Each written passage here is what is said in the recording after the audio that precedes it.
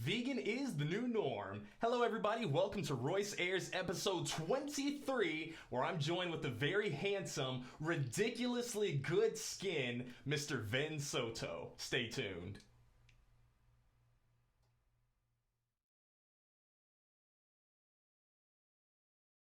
All right, so we're just going to go ahead and jump straight into it. We're having a little bit of stinger difficulty, so that's why you saw me smiling. I hope you liked my smile. I hope you're having a great Wednesday, everybody. I am, and I hope you are too. I've read some quotes scrolling about through social media, as I do every morning, and I wanted to share them with you. One of them is that the happiest people don't have the best of everything, they just make the best of everything.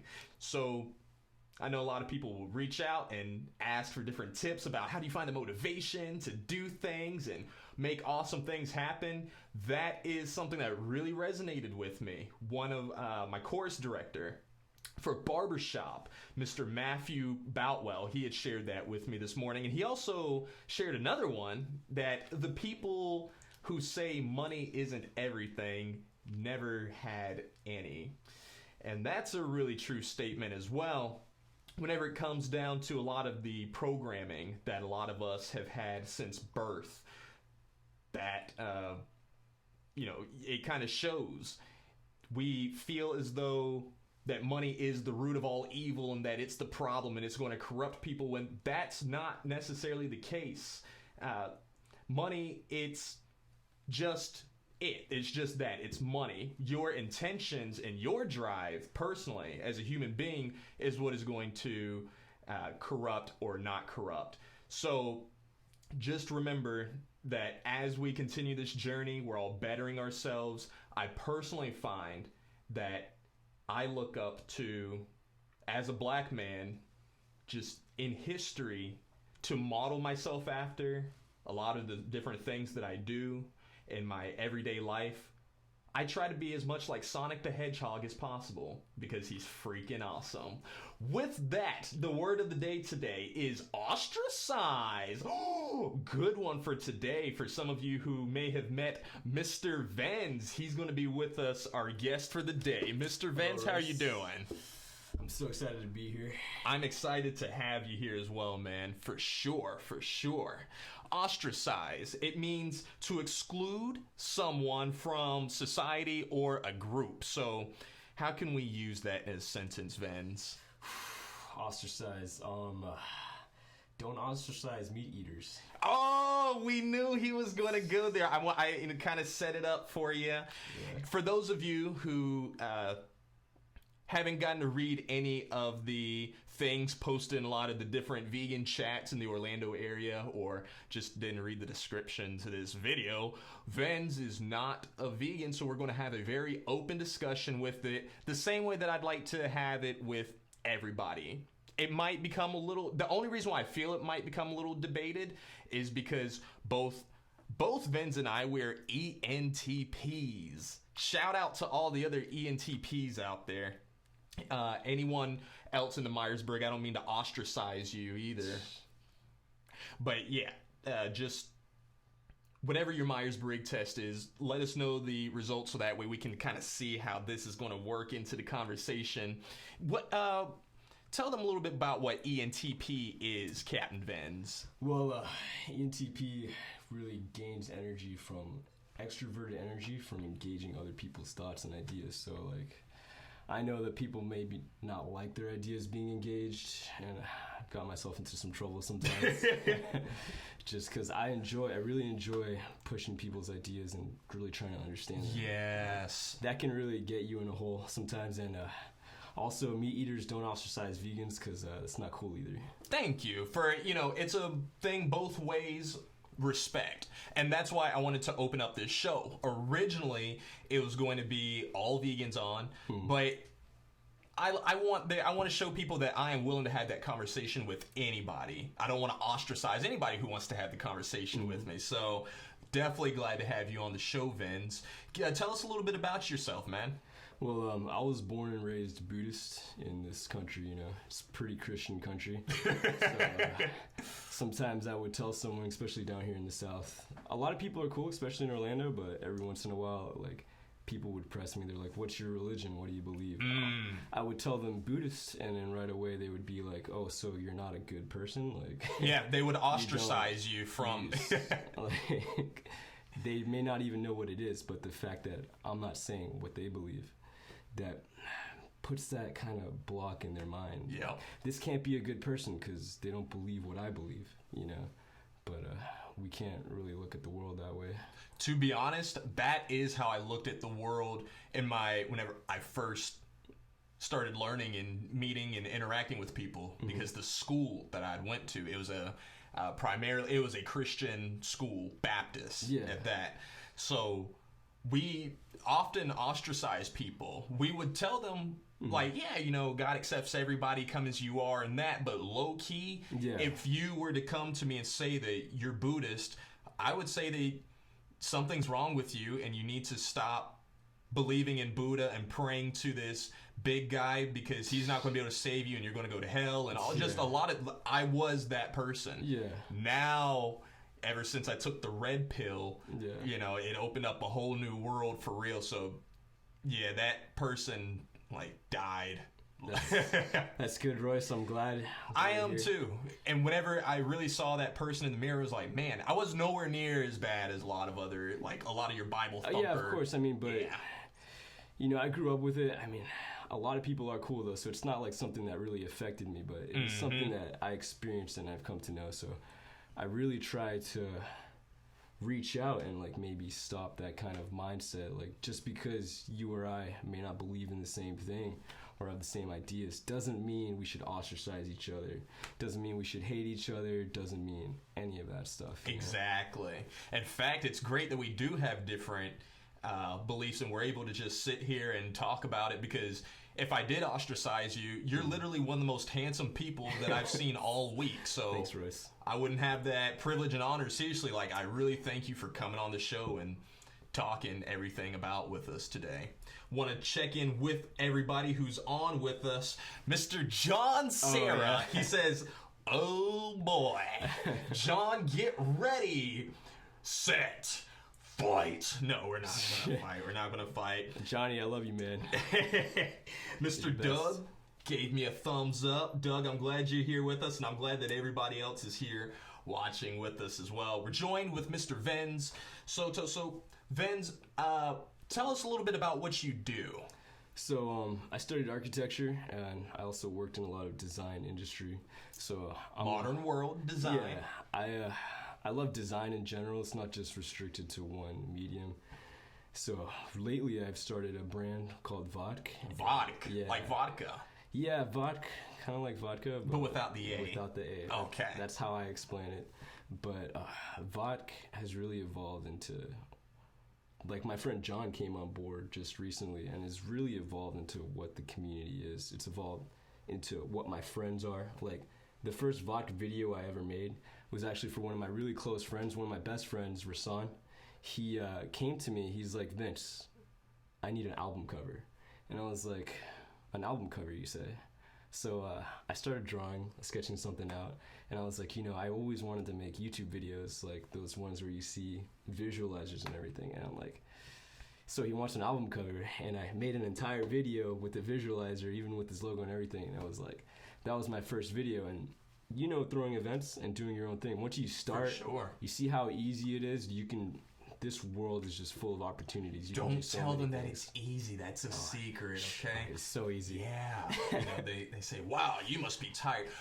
Once the events get more elaborate and complicated, and it's like, yeah, sure. But once you get it down, you're right. Anybody who... I just had Hannibal reach out to me yesterday. He's a comedian in the area, and he was asking about, you know, how is it running events? Yeah. Like, once you get into that groove, once you really continue at it, it's... so worth it, not just for the money, but for all the people that you bring together. I mean, and one thing you realize right away, it's not about the money, because like there's a lot of staying up late. Like the last event we threw for Vodk, I was staying up late till 6 a.m. I took a 2-hour nap on John's couch. I had a full double shift of work the next day. Afterwards, I was going to run the event and manage it. You know, you don't waste that amount of time, lose that much sleep, and at the end of it, make no money at all. There's a lot of that. You can't just do that for the money, because it's You'll not quit. about that. You'll quit the will first quit time. The first time that you don't make anything. But, you know, even though you don't gain the money, after doing the events, you realize you gain the experience and the enjoyment. Everyone loves it. They come together. The community comes out. They're so appreciative. They're having a good time. The culture, the night is there.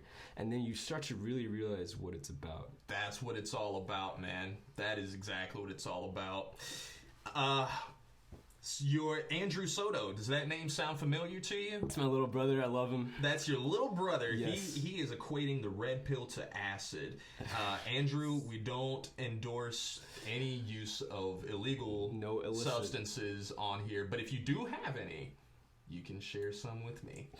All right, but I wanted to ask you a question, Mr. Vens. Are you vegan yet? All right, Royce, I'm going to throw you a curveball. A curveball? Yes, vegan. I've actually dedicated myself to being 100% vegan the entire past week. Wow. Yes. Whoa. All right, folks. Well, thank you so much for enjoying our show today. We look forward to seeing you. No, I'm kidding. Wow, dude. Okay, well, are you all going to do the same thing? Give vegan a 1 week try. Seriously, let's talk to Vens and see what that's all about. You know, when you invited me on here, I didn't really know too much about veganism, so I thought, what better way to know it than experience it? And there was a lot of going to Taco Bell and changing orders, take off all the cheese, all the sour cream, take off the meat, add the beans. There was a lot of house parties that I would go to, where I would go over to a family friend's event, and they would have to cook an extra dish just for me. Wow. There was a lot of eating out with family and kind of explaining to your family and the waiters that you can't eat certain things, you know, being so dedicated to it. I'm going to be honest, by the third day, I was having, you lucid dream, right? Mm-hmm. I was having the most lucid dreams of eating fried chicken. It was intense. I could taste it. I felt like I was cheating on this dedication that I had for it. While sleeping. While sleeping. I could literally taste the meat. I craved it so much. But I stuck through the entire time. I didn't even cheat once. It was intense. My friends, you know, they inspire you to cheat when you first start. They're like, you know, just one time. We're all together enjoying this meal. No, I was really a pain to all of them. So are you still doing this, or is the week over? I'm currently doing it still. I was thinking about maybe extending it to a month just to see how I feel. I personally love meat. I love the taste of meat. I haven't seen vegan substitutes for the kind of meat I like. Oh, well, you haven't hung out with me enough yet. That's what that's about. If you want to show me some, maybe I'll try some. Oh, we'll be more than happy to talk about a lot of those. So what... And did you look up any information about the vegan lifestyle that made you want to give it a shot, or did you just give it a shot because you knew you were coming on the show and wanted to feel the experience? Well, I really wanted to relate and understand it. Personally, I'm not necessarily convinced in what veganism tries to solve. However, I've realized in this experience that there's people do veganism for two reasons. There's dietary veganism, and then there's lifestyle veganism. You're either veganism because you want health, and then you take the dietary aspect, which you don't eat, obviously, any animal products. Or there's a lifestyle veganism where you really go all out and you try to not use any animal products whatsoever. And the goal of the lifestyle one seems to be, at least when I see you talk about it, you say, you know, go vegan or destroy the planet. Even though I've tried being vegan, I don't necessarily agree with that premise. I do think there's multiple solutions out there instead of just going all out, you know. I don't think abstinence is the only, even though it may help and work for you, and it may help a little bit if every individual does it, abstinence overall for an entire society, I don't think it's the end goal, and I don't think it's the only way to do it. I think there's multiple solutions. First, let's define what a vegan is. I find that whenever I talk about the whole vegan lifestyle with people, that's usually the best place to start, just to kind of make sure that everybody's on the same page. And a vegan is nothing more, nothing less than a person who avoids eating or using animal products. Yeah. You know, some people, they'll add, well, you know, maybe sometimes they can do this or that or that. No, it's just quite simply somebody who avoids using animal products. So then, Okay. with that, you're right. There are a lot of different reasons why people will do that, and you even touched on it a bit there with the lifestyle vegan. I think that can be broken up into a little bit more. Yeah, it can obviously go deeper Yeah. than just focusing on the diet or focusing on the lifestyle choices, why you would do it, how deep you're willing to go into it, like how much do you not want to use animal products. And a lot of people will do that because, for one, you're right, the health benefits, whenever it comes to your, you know, just your health, your physical health. Yeah. That is such an important role. What you put in, you know, comes out. It just kind of circulates. A lot of people ask vegans, well, you know, where do you get your protein? But vegans, there's a comeback joke. We'll usually ask, well, where do you get your cholesterol? You're going to get that from your animal products. So, yeah, you know, health is a big one for a lot of people. But you also have the environment is a big one. Yeah. And the reason why it is because it's one of those things that we can actually physically see. And I know that whenever we start talking about different scientific studies and things, Yeah. that's where it loses a lot of people. For the longest, a lot of people thought that global warming was just, you know, this big hoax. So that's why a lot of people still haven't kind of switched over to the vegan train. Well, the vegan train does seek to solve these problems of global warming and the catastrophes caused by modern farming. I'm not pro the industrialized farming that we have. It causes a lot of issues, obviously, the way we do it, you know. America is the #1 producer of beef in the world, and it's the #1 producer of corn in the world. And actually, the combination of the two makes it far worse because cows are they're not evolved to digest corn feed, you know. So when you have mass factories of all these cows together and you're just feeding them these corn feed, and they also produce methane.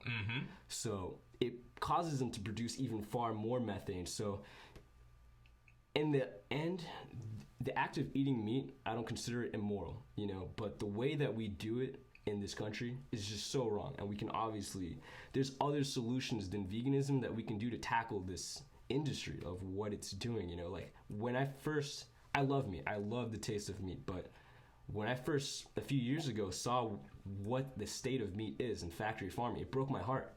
You know, these animals are treated worse than we've treated human beings during the Holocaust. Yeah. Absolutely broke my heart. And if we can do anything to stop that, even if you enjoy consuming meat or not, you know, there has to be more solutions out there. Do you ever eat your beef like uncooked or unseasoned? Generally, no. What about pigs or I know some people do sushi as far as like for fish. They won't actually cook it. But do you eat any of the flesh raw? I eat sushi. And I eat salmon too, cold smoked. Because what happens is a lot of people will say that, you know, they enjoy the meat, which I get it, because some people seeming like, well, yeah, obviously, you know, you're vegan, Royce, it works for you. Yeah. But I've only been vegan now for 2.5 years. Yeah. You know, there's a lot of people who've been vegan for eons, it feels like. And then, you know, there's a lot of people who are getting the knowledge now and understanding it, digesting it, and, you know, ultimately making the change. But in the beginning, kind of like your week that you're giving it, and now, you know, I do hope that you continue to extend that out to a month. I'll try it. I'll see. I would say challenge yourself to it, because it's the texture. We like the texture and the seasoning of the meat. That actually does get to what I was going to say earlier of what I don't know about a vegan substitute. I do love medium rare steak. This is where I want to absolutely love. I haven't seen any kind of substitute as far as I know. There's one thing that I like for people. Whenever you really think about, okay, I eat meat, I eat chicken, I eat pork, I eat cow, I eat fish. You have these different textures of that meat, but those are the primary animals. Most people will eat like 3 to 5 different animals, and that's their diet as far as meat goes. But with a lot of your protein substitutes, with your tempeh and your seitan and your tofu, and the different ways that you can cook all these different, a lot of your pea proteins as well as one that's catching on fire. Jackfruit is like, jackfruit would be your pulled pork. Have you ever had jackfruit before? I've heard about it. I've never been able to actually experience it. Oh, Vens, we gotta get you some jackfruit, man. Oh my goodness. Yeah, that is one that I'll show to a lot of my business partners. Mind you, a lot of these men are in their 40s, well-established, powerful black men. Yeah. Episode yesterday, Rob Henley. Oh, yes. Rob Henley. Yeah.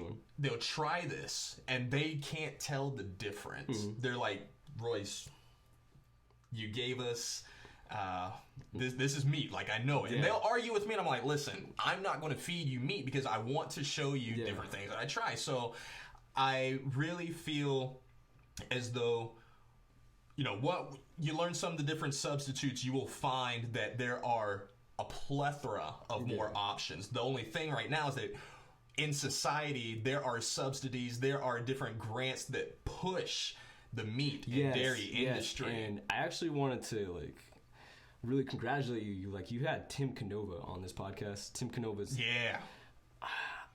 I was really into politics about 2 years ago. I kind of dropped off based on how everything's evolved. Yeah. But Tim Canova kind of depressed you. Yeah, I was like, I need to shut off the TV before I, you know. So, but Tim Canova is like one of the few politicians I trust, and a lot of the things that he said kind of tackle their pragmatic solutions to solve how this meat industry is causing so much environmental damage. Yeah. You know, he's talking about like reducing the subsidies on corn, which would obviously reduce the incentive to use corn feed on beef. Cows, Yeah. So there's other solutions we can do that can slowly tackle and bring down our carbon footprint, the effects we have on the environment, other than just going veganism, that we can do as a society, that we can do together, you know? I agree. I do feel as though that it's that demand for the cow right now that is causing us to create so much corn, which then in turns has us needing this many cows for it. So until people are willing to lower it, because people aren't going to vote for things that are in favor of, oh, well, now I'm getting less cows, or now that's going to make the price of them go up. Yeah. You know, they're not going to want to. That's why even bigger, that's kind of, you're talking to a really deep point that I've realized in this past election. People don't care about voting. They don't care about policies as much as they care about their life, their daily life. Themselves. So when you were talking about money before, you know, money is just incentive. It's what do you want to do with your time? What do you want to put in your body? What are you demanding? You know? And information like the information we're discussing about now, understanding how the meat industry, the way it works, maybe switching from corn-fed to grass-fed beef, you're reducing your carbon footprint. And then beef and lamb produce methane, but there's other forms of meat that don't produce methane, and they have significantly less carbon footprint as well, like chicken or pork don't produce methane. I am down for the different types of meats that don't leave a big carbon footprint. And before all the vegans crucify me on that one, the ones that I'm specifically referring to is lab-grown meat, because it has the same exact texture. I know that the name sounds like, whoa, I don't want anything that's grown in a lab. Yeah. But for people who ultimately need that meat, you know, they love the taste and they love the texture, and there's just no other substitutes that are for it. Yeah. Because for me now, it comes down to you are taking a life. Because human beings, we see ourselves as the alpha and the omega, the end all, be all. And I get that on the perspective that we're able to communicate so well with one another, and just, you know, technological advances, like, it makes a lot of sense. Yeah. But I believe it's the same mindset that white men had 200 and 300 years ago, whenever they say, well, this is all mine now, and you are mine as well, and I will commodify all this land and you in any way that I see fit. So whenever I see people switch over to the vegan lifestyle, I see a lot of those tendencies start to brush away.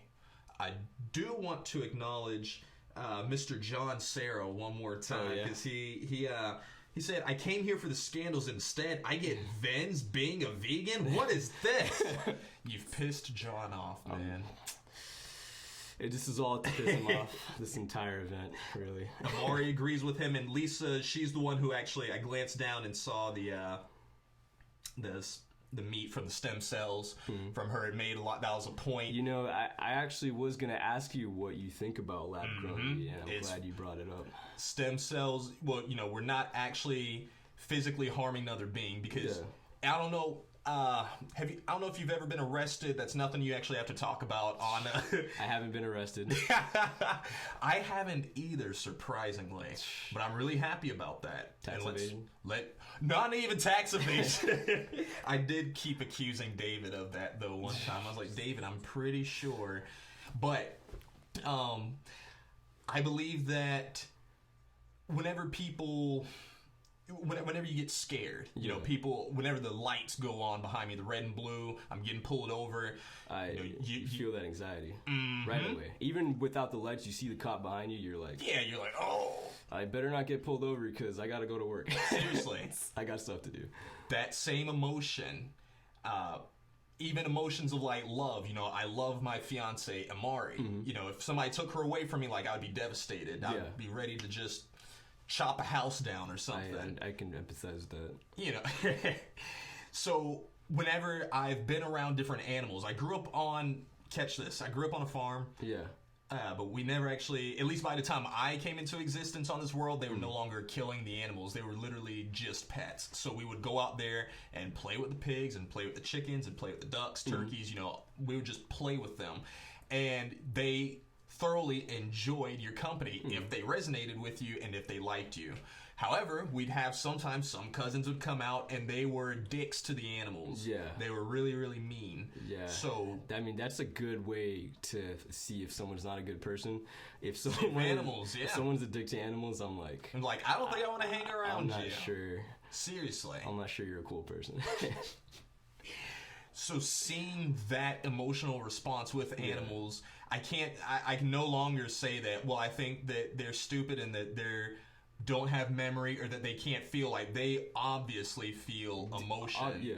So whenever they know, they can hear the screams of all the other pigs, especially like in the slaughterhouses, but even if just sometimes occasionally we would have to kill a pig, not because we were hungry, because we could easily just go to the store and buy food, but whenever one of the pigs started becoming a problem and killing all the other pigs, sometimes like the largest male pig would just do that, I guess, to show his dominance. It's like, all right, bro, you gotta go. So I kind of want to understand your points on, you think murder is immoral across the board? I think that if it's something, I believe that violence is violence and non-violence is non-violence. So if it's, are we talking in terms of animals or? I'm talking in terms of across the board. Across the board, murder is murder. You know, you killed another being. And, you know, if it's animals, then yeah.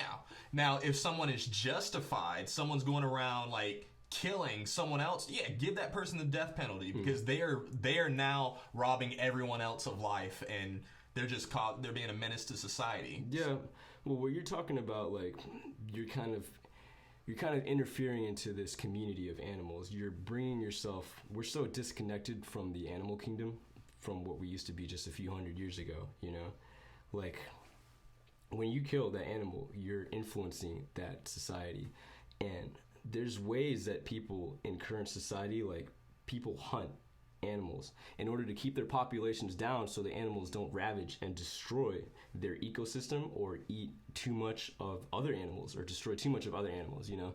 Like, we have a whole system of hunting that's set up in this country that kind of helps keep and balance populations of animals in check beyond factory farming. I believe we created the solution to our own problem that we also created. A lot of these ecosystems that are off balance, if that's how we're going to say it, is usually because we brought an animal from a different ecosystem and now it's causing problems in this other one. You know, it's breeding out of control. I know that the Everglades is having a problem with, I don't remember if it was pythons or it was pythons. Okay, you know that they're having an issue with that because of that, and also how, again, this Earth, you know, we haven't been here long at all as far as on the you know, universal calendar clock. Yeah, well, when it comes to like killing, you know, even though I look at it, there's an idealist way to look at it. Like, I don't want any killing at all, you know? And then there's a pragmatic way to look at it where we're like, look, this situation is messed up that we're in. It sucks that we brought these indigenous species here or whatever's going on, whatever the situation. But maybe actually going on and keeping these populations healthy actually helps the animal and the ecosystem all together, you know, instead of just looking like, I don't want to kill any animals at all whatsoever. Maybe, I don't know, you know, I don't know the best solutions to this. It doesn't make me feel easy that this is the situation we have to partake in, or that we do partake in, but unfortunately the world isn't perfect and it's not idealistic, you know, so I don't think just the act of killing an animal alone across the board, or the act of eating meat alone, makes you immoral.